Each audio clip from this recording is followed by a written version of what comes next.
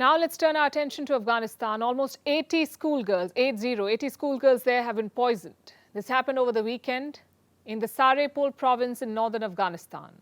2 schools were targeted. 60 girls were poisoned in the first school, 17 in the second. The girls were primary school students from classes 1 to 6.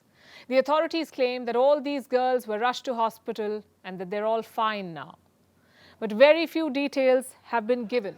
No confirmation about the poison used, no word on how the attackers managed to poison these girls, no details about the injuries that the girls have sustained. And it's only girls.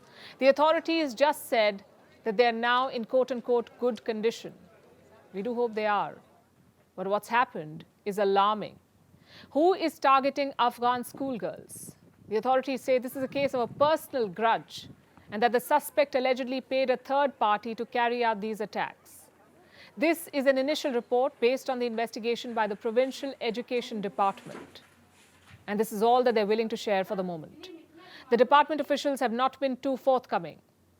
This is not the first time or the first incident of poisoning in Afghanistan, but this is the first since the Taliban took power in 2021. In the last 2 years, they have systematically attacked women's education.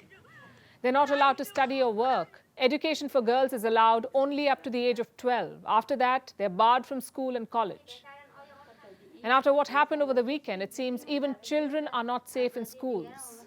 School poisonings are a preferred modus operandi of hardliners. Look at neighbouring Iran. It has become a regular occurrence in Iran. The first reports came last November. Schoolgirls were poisoned in the city of Qom. It's a holy city, and it made news for all the wrong reasons. Since then, more than 1,000 Iranian schoolgirls have been poisoned. None of the children reportedly died, but that may not have been the intention. Let me quote from the UN Human Rights Office report in March. This is what it says.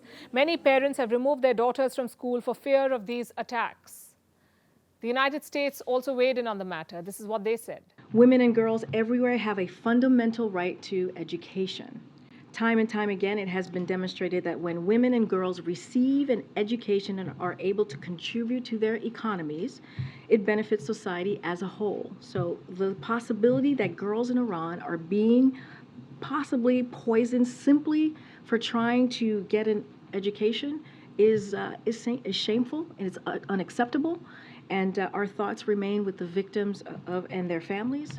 Both seem to imply that the attacks were about one thing, stopping girls from receiving an education. But since then, the world seems to have moved on, and the schoolgirls keep facing attacks. The poisonings in Iran have not stopped completely. Reports keep popping up from time to time, which means that schoolgirls keep getting pulled out of school.